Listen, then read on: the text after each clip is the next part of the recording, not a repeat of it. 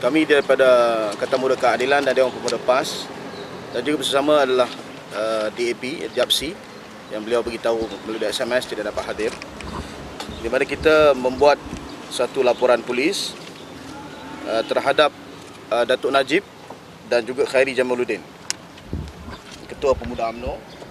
Ini satu perjanjian di antara Kerajaan Malaysia dan syarikat APCO Worldwide Sdn Bhd.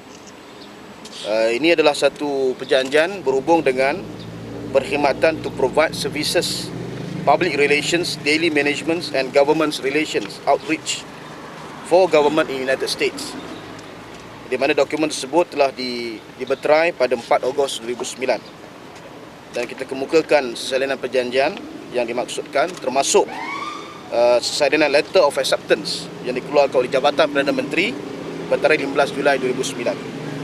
Kita percaya bahawa syarikat APCO Worldwide ini merupakan satu syarikat yang punya kaitan dengan kerajaan Israel, iaitu Zionis, satu kerajaan yang diketahui dunia telah banyak menindas orang-orang Islam di Palestin. Dan kita juga percaya bahawa dengan wujudnya hubungan secara kontrak antara kerajaan Malaysia dan syarikat APCO Worldwide, isu keselamatan negara adalah diragui, memandangkan hubungan syarikat APCO dengan kerajaan Israel termasuk pimpinan Zionis, terutamanya kumpulan perisikan kerajaan Israel. Dan kami selaku rakyat Malaysia amat bimbang sekiranya kerajaan Malaysia sama ada secara langsung atau tidak langsung akan memberikan maklumat sulit, terutamanya berkaitan dengan isu keselamatan negara kepada syarikat APCO Worldwide sepanjang tempoh kontrak itu dimeterai. Dan dengan ini kita mohon pasukan polis untuk melakukan penyiasatan secara terperinci terhadap Datuk Seri Najib dan Khairi Jamaluddin di atas tindakan mereka yang mempertahankan perjanjian di antara kerajaan Malaysia dan syarikat APCO Worldwide. Dan kita yakin tindakan ini seolah-olah menceroboh hal-hal yang berkaitan dengan keselamatan negara, dan justru kita mendesak supaya siasatan dibuat bagi memastikan apakah tujuan sebenar kedua-dua individu terbabit di dalam mempertahankan kontrak ini, apakah interest mereka di dalam perjanjian yang telah dimeterai.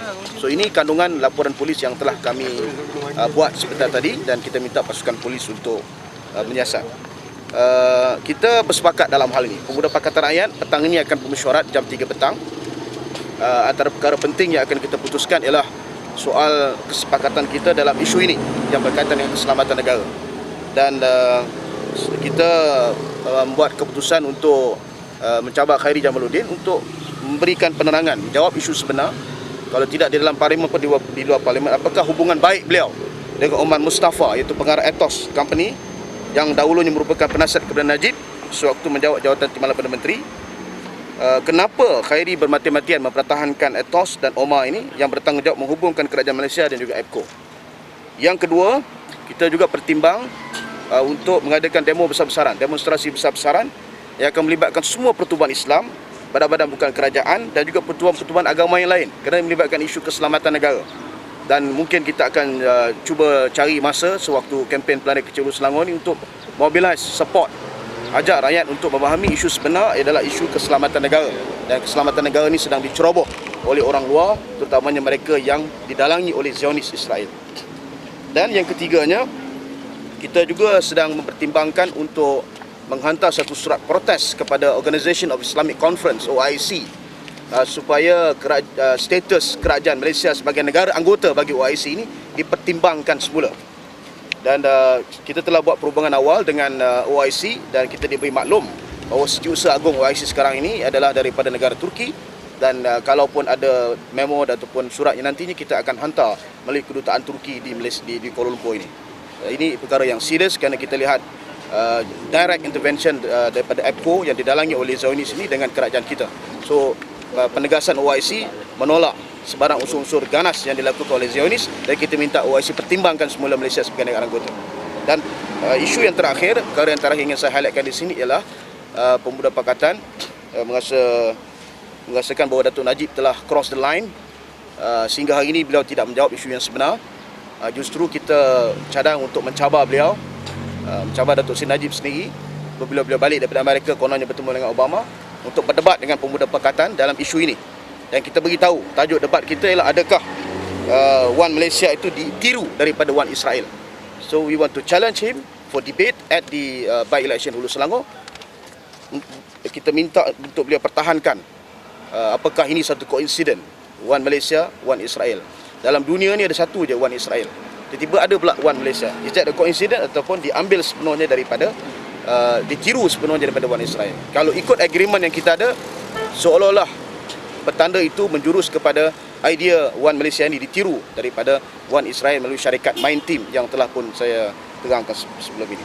So ini 4 perkara yang sedang kita pertimbangkan dan insyaAllah akan kita ambil tindakan kerana ini melibatkan perkara yang serius dan membabitkan hal-hal yang berkaitan dengan kedaulatan negara Malaysia sebagai the sovereign country. Terima kasih. Sobat sekalian, turutan daripada isu APCO Wal Wad ini semalam, kita ahli Parlimen PAS telah pun menghantar memorandum kepada Pemohon Besar Raja Melayu lah, supaya mengajukan kepada Yang Bertanggung untuk menilai dan membatalkan perjanjian ini, kerana ia telah memberi satu lagi kesan episod sedih bagi kerajaan Malaysia dan rakyat Malaysia apabila mengundang APCO menjadi penasihat bagi kerajaan Malaysia.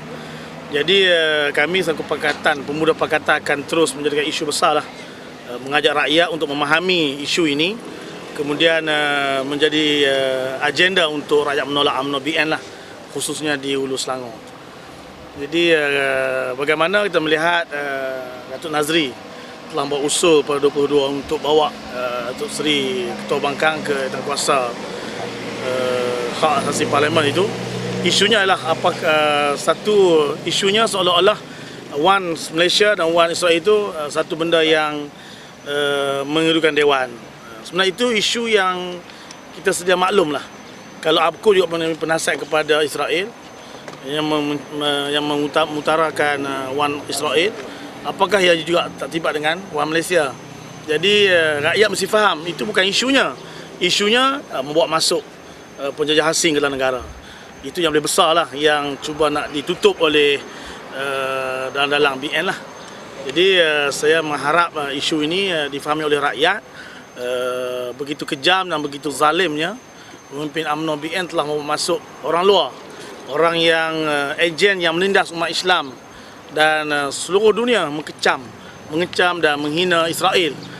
Malam masa yang sama UMNO BN cuba bawa masuk dalam negara kita ini. Satu tindakan yang kita akan terus menentang habis-habisan.